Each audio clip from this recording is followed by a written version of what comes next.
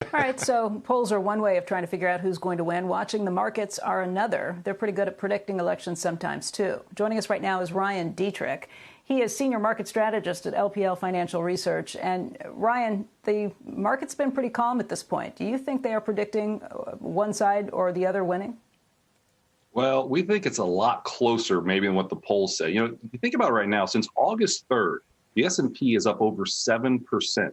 You guys, when you go back in history since the Great Depression, when the S&P's up that much 3 months before an election, the incumbent president has never lost. They're 3 for 3 winning. Now, I know that's a small sample size, and we get it. 2020 is much different. But when you consider the fact that, you know, real per capita income's up this year pretty good. Now, I know it's because of the CARES Act, so put a big disclaimer next to that. Also, U.S. dollar. A weak U.S. dollar historically is better for the incumbent party to win. So you got all these things factoring with that big GDP number we're likely going to see.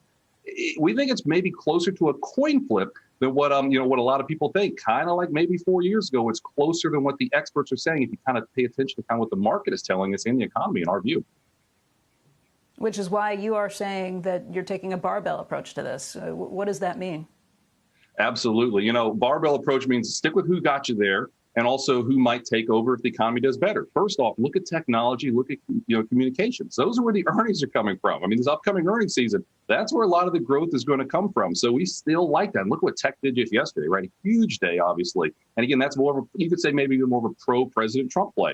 The other side of things is kind of the cyclical value. We all hear cyclical value. We really like those materials. We really like industrials. I mean, those are taking some major leadership. If the economy opens up and does better the second half or better next year, that group can do well. Everyone says pick a favorite sector. We think maybe kind of do that barbell approach is a really nice way for your average investor to probably have some nice gains the next 12 to 18 months. Shepard Smith here. Thanks for watching CNBC on YouTube.